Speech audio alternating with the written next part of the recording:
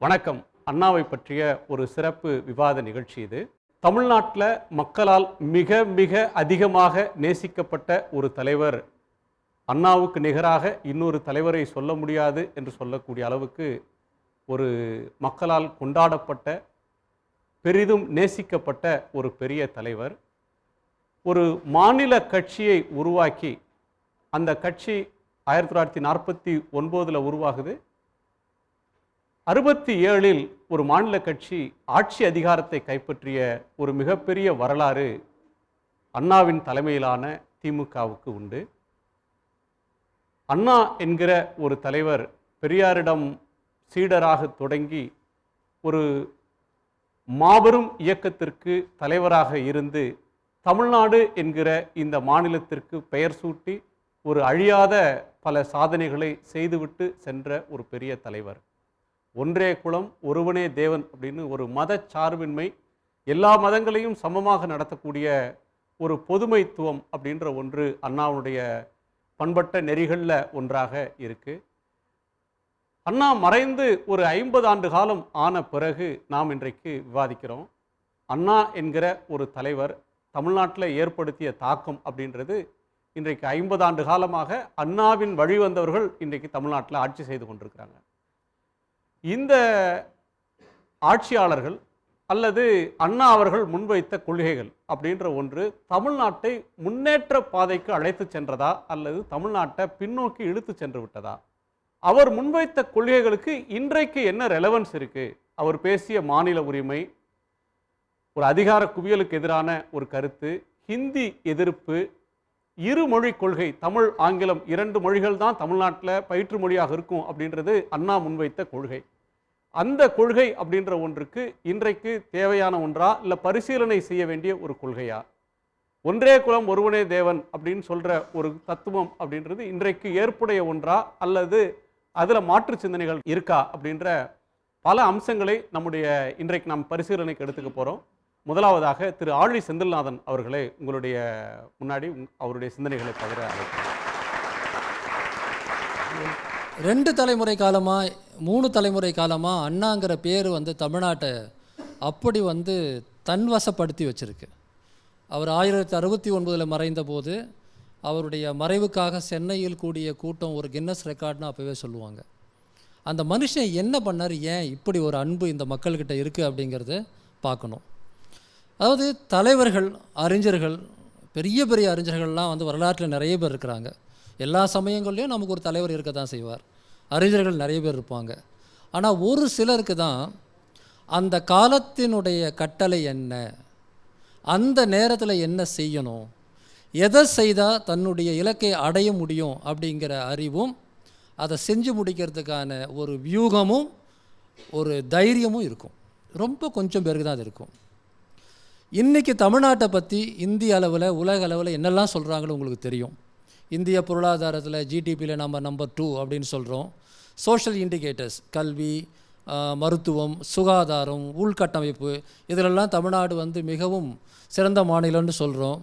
India today போன்ற பத்திரிகைகள் ஆண்டுக்காண்டு state of ஸ்டேட்ஸ்னு ஒரு அறிக்கை வெளியிடுவாங்க. இந்த ஆண்டு தமிழ்நாடு முதலிடத்தில் இருக்குது. இத்தனைக்கும் அண்ணா இங்கே ஆட்சி பீடம் ஏறிய நாளிலிருந்து ஒரு அனைத்து இந்திய கட்சியும் இங்கே ஆட்சியில் இல்லை. பல சமயங்களில் ஒன்றிய அரசாக கூட மல்லு கட்டுற அரசுகள் தான் தமிழ்நாட்டில் இன்றைக்கி வரையில் இருந்துகிட்ருக்கு. அப்படி இருந்தும் நாம் நம்பர் 1 அதில் வந்திருக்கிறோம். இப்படி பல துறைகளில் தமிழ்நாடு நம்பர் 1 வந்ததுக்கான காரணம் என்ன?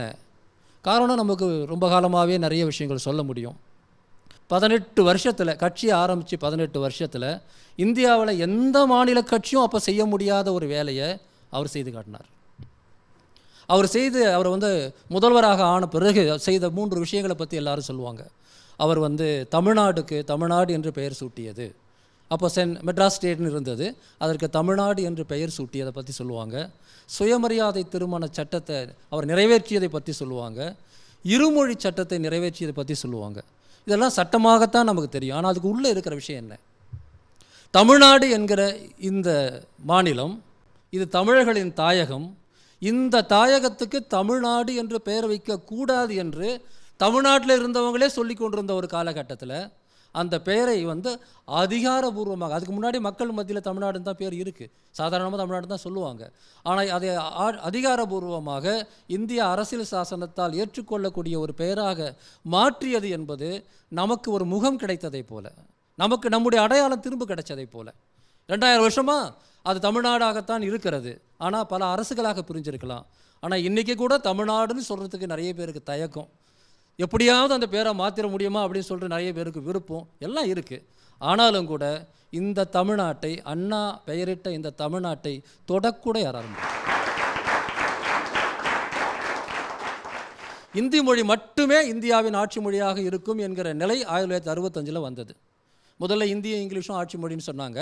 அப்புறம் 15 வருஷத்தில் இங்கிலீஷ் போயிடும், இனி Hindi will be the sole official language of India அப்படிங்கிற நிலை வரக்கூடிய சூழலில் தான் தமிழ்நாட்டில் திராவிட முன்னேற்ற கழகமும் தமிழறிஞர்களும் மாணவர்களும் போராடி 500 பேர் செத்து அந்த அந்த நிலையை வந்து நீக்கினாங்க.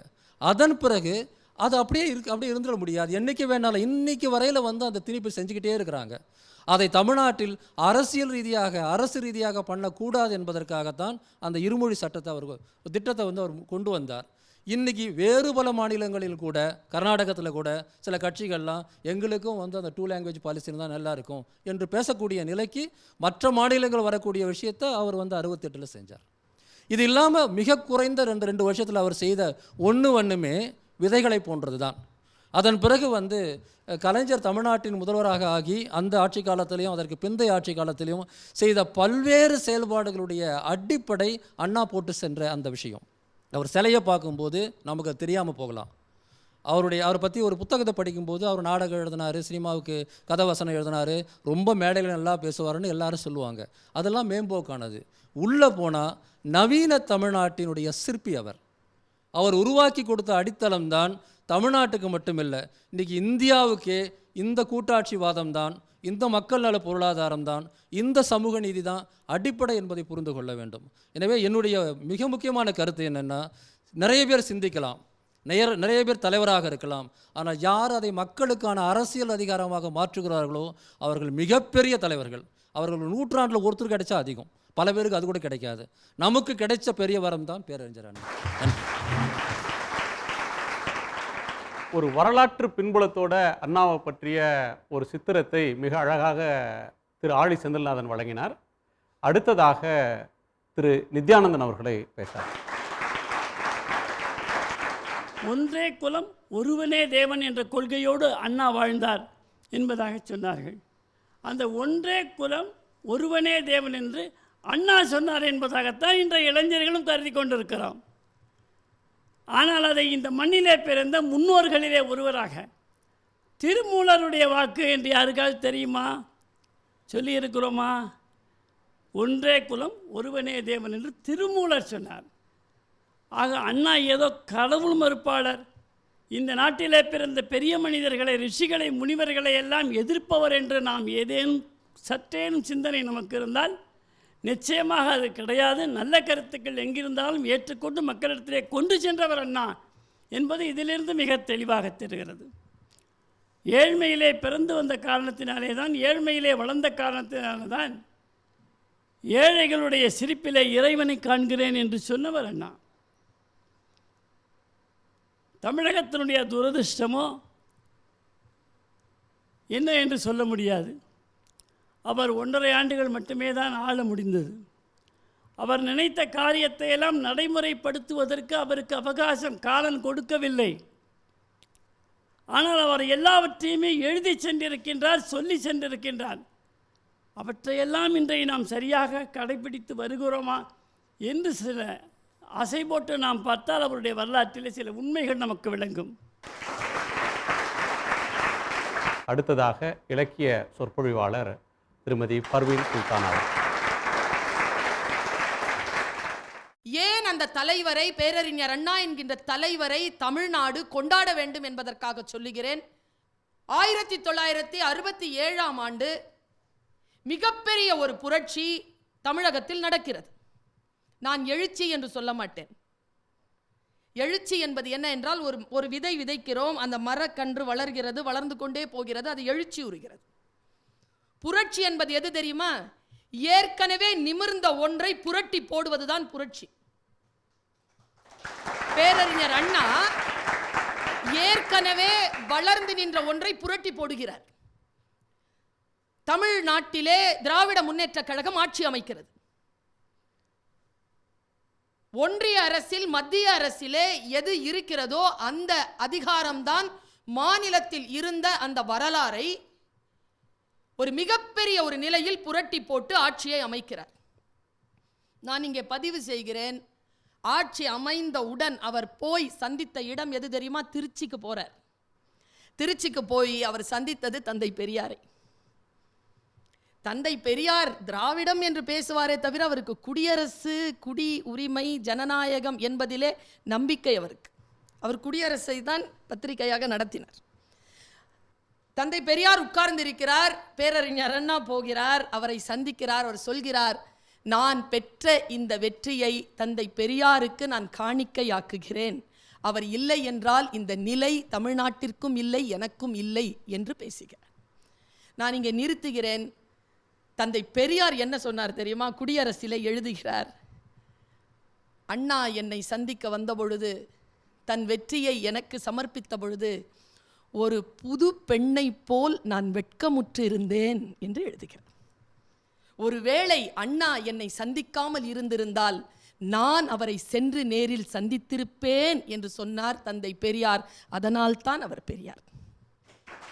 அந்த தந்தை பெரியார் காட்டிய அந்த வழியிலே நம்முடைய தமிழ்நாட்டில் மிக முக்கியமானதாக, ஏன் இன்றைக்கு இந்த 21ஆம் நூற்றாண்டில் இந்த தமிழ்நாட்டில் எதற்கு பேரறிஞர் அண்ணாவினுடைய அந்த கருத்தியல் கொள்கை தேவைப்படுகிறது?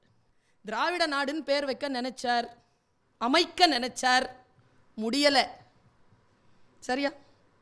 இப்போ தன் அடுத்த தலைமுறைக்கு ஒரு மிக சிறப்பான ஒருவனை பார்த்து ராஜா பட்டம் சூட்டணும்னு நினைச்சார், முடியல. ராஜான்னு பேர் வச்சார். பேரை கூட கூப்பிடக்கூடாதுன்னா தமிழ்நாடுன்னு பேர் வச்சோம்.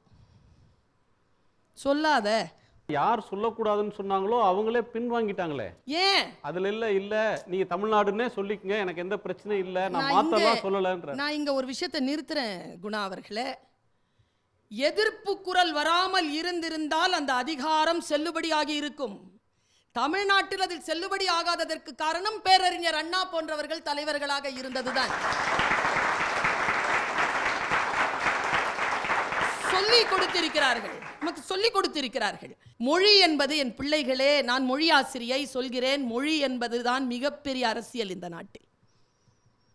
இந்த மொழியை வைத்துத்தான் இவர்கள் அரசியல் செய்கிறார்கள். எப்பொழுது நம் அடையாளமான நம் மொழியை நாம் இழக்காமல் இருக்கிறோமோ அதுவரைக்கும் மற்றவர்களுடைய அதிகாரம் நமக்கு செல்லுபடி ஆகாது. அதனால் தான் இருமொழி கொள்கை. ஹிந்தி படித்தால் என்ன என்று கேட்கிறார்கள். படிப்போமே. எனக்கு எழுத படிக்க பேச தெரியும், ஹிந்தி படிப்போம்.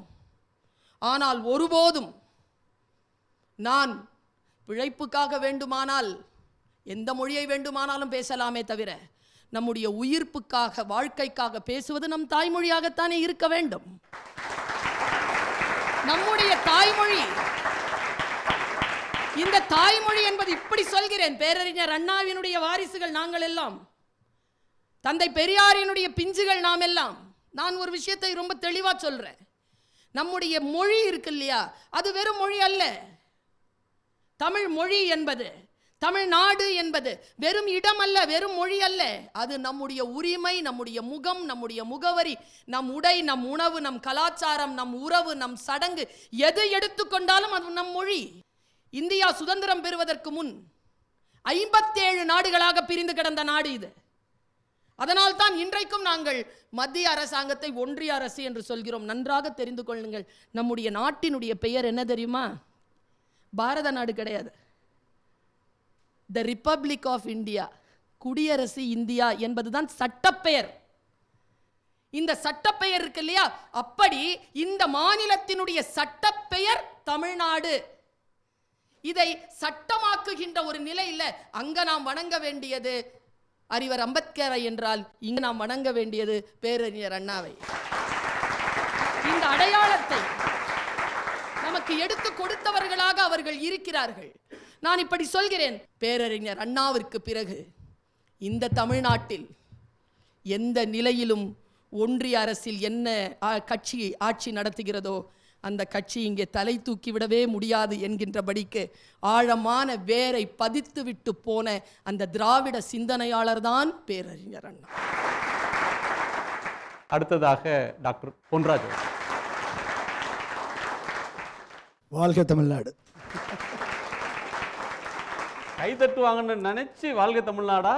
அப்படி இல்லை, வாழ்க தமிழ்நாடுன்னு சொல்ல வேண்டிய நிலைக்கு நம்ம இன்னைக்கு ஆளாக்கப்பட்டிருக்கிறோம். அதனால் வாழ்க தமிழ்நாடு. நீங்கள்லாம் 2K kids, right? 90 kids, sorry 90 kids. Okay, mixed. இந்த 2K கிட்ஸு 90 கிட்ஸு உங்களுக்கெல்லாம் வந்து அண்ணாவை படத்தில் தான் நீங்கள் பார்த்துருப்பீங்க. நான் அண்ணா மறைவதற்கு, அண்ணா திமுகவை ஆட்சி கட்டில் ஏற்றுவதற்கு 1 வருடத்துக்கு முன்னால் பிறந்தவன். அவர் மறையும் போது எனக்கு ஒரு 3 வயசு 4 வயசு இருக்கும். நான் பார்த்ததில்லை, அண்ணாவை பார்த்ததில்லை.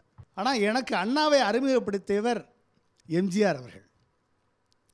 இதய தெய்வம் நமது அண்ணா தோன்றினார், அவர் என்றும் வாழும் கொள்கை தீபம் ஏற்றினார், நல்ல ஒளி காணலாம், அவர் வழி போகலாம், நாளை வரலாறு நமக்காக உருவாகலாம் என்று சொன்னார். அதான் எனக்கு நான் பார்த்த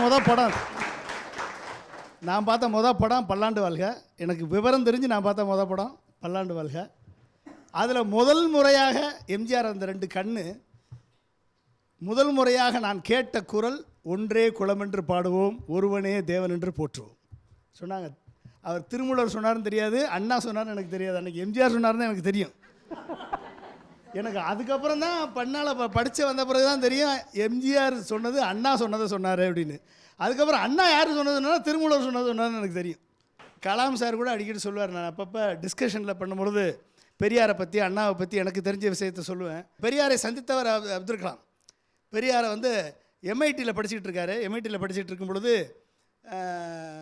நாகப்பட்டினத்தில் வந்து அப்ரெண்டிஸ் ட்ரைனிங் போகிறாரு. அங்கே தட்சிணாமூர்த்தி என்பவர் வந்து வீட்டில் தங்கியிருந்து படிக்கிறார். அப்ரெண்டிஸ் போயிட்டு மதிய சாப்பாட்டுக்கு வீட்டுக்கு வர சொல்கிறாங்க. மதிய சாப்பாட்டுக்கு வீட்டுக்கு வந்தால் அங்கே பெரியார் இருக்கார். அப்போ பெரியாரை அப்துல் கலாம் பார்த்த உடனே பேசுகிறதா இல்லையான்னு நிற்கிறாங்க.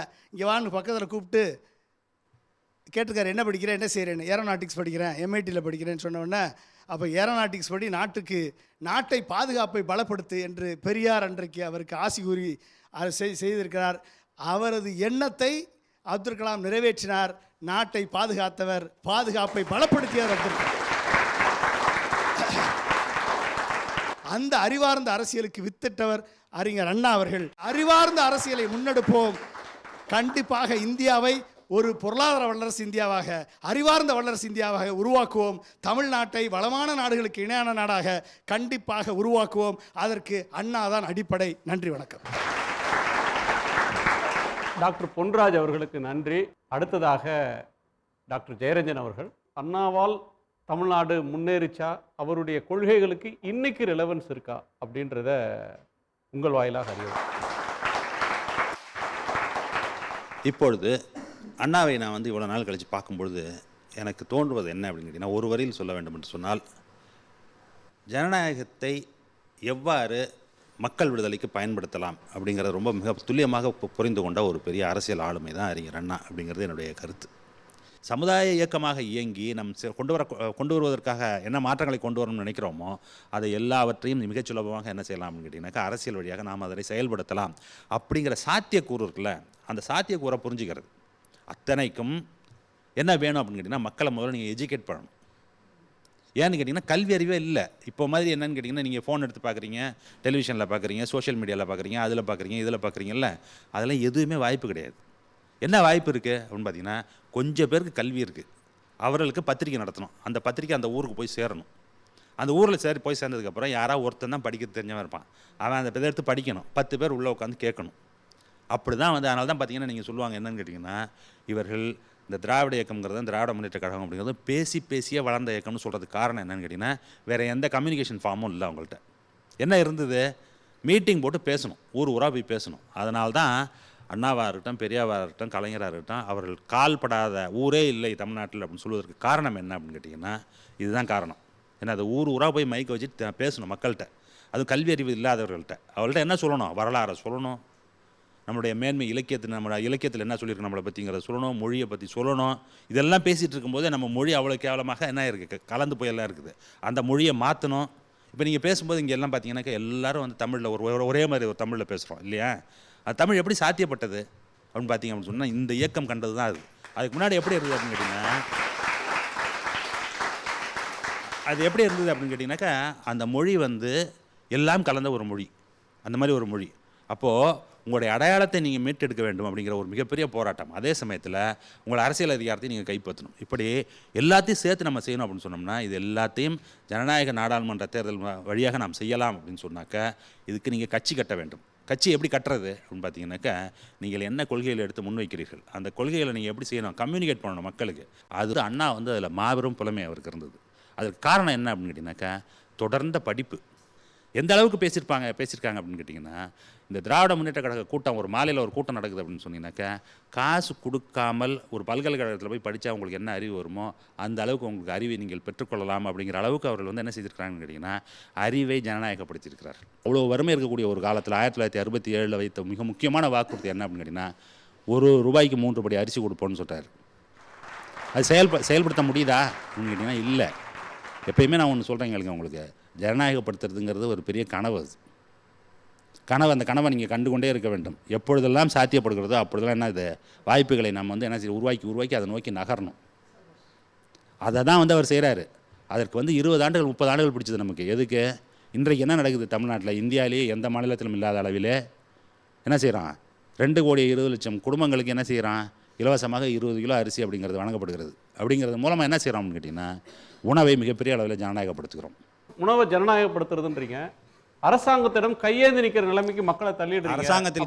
அரசாங்கத்தில் போய் ஏன் கையேந்துறீங்க, எங்கள்கிட்ட வந்து கையேந்துங்கிறவங்க தான் அது சொல்லுவாங்க. அதனால் அந்த மாதிரி சொல்கிறவர்களை வந்து நம்ம அப்படி தான் பார்க்கணும். என்னென்னா நீங்கள் எங்கள்கிட்ட வாங்குங்கிறாங்க. ஏன்னா அவங்கள்ட்ட போய் நின்றுட்டு இருந்தவங்கள நம்ம வந்து என்ன செஞ்சிட்டோம்னா மீட் எடுத்துட்டோம். நீ அங்கே போய் நிற்காத இங்கே வான்ட்டு. அது வந்து அவருக்கு தாங்கவில்லை. அவர் நினச்சது எல்லாத்தையும் செய்ய முடியல அவரால். அதுக்கு முன்னாடி அவர் காலம் பறித்து கொண்டதுங்கிறது உண்மை தான். ஆனால் அதற்கு பிறகு வந்தவர்கள், அவர் போட்ட ஃபவுண்டேஷன், அவரோடு சேர்ந்து வளர்ந்தவர்கள், அவரால் வளர்க்கப்பட்டவர்கள் இருக்காங்கல்ல, அவர்களெல்லாம் சேர்ந்து அது செய்த வேலைகள் தான் இன்றைக்கு தமிழ்நாடு அப்படிங்கிறது.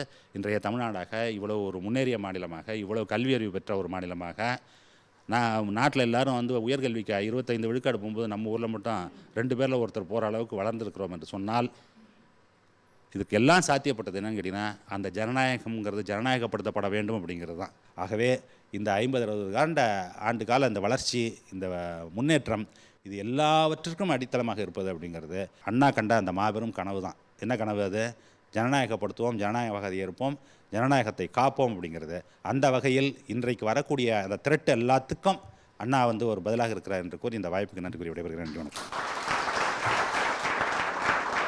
அண்ணாவை பற்றிய ஒரு ஆழமான புரிதலை இளம் தலைமுறையோடு விவாதிக்கிற இந்த வாய்ப்பு பல சிந்தனைகளை, பல கருத்துக்களை மீண்டும் அசை போட்டு பார்ப்பதற்கு, நினைவுபடுத்தி பார்ப்பதற்கு ஒரு வாய்ப்பாக அமைந்தது. புதிய வெளிச்சத்தில், புதிய கோணத்தில் தமிழ்நாடும் இந்தியாவும் எதிர்கொள்ளக்கூடிய சவால்களை அண்ணாவின் சிந்தனை வழி நின்று பார்க்கிற இந்த வாய்ப்பில் பங்கேற்ற உங்கள் அனைவருக்கும் நன்றி. மீண்டும் சந்திப்போம். இது ஒரு சிறப்பு விவாத மேடை. உடனுக்குடன் செய்திகளை தெரிந்து கொள்ள சன் நியூஸ் பெல் ஐகானை கிளிக் பண்ணுங்க.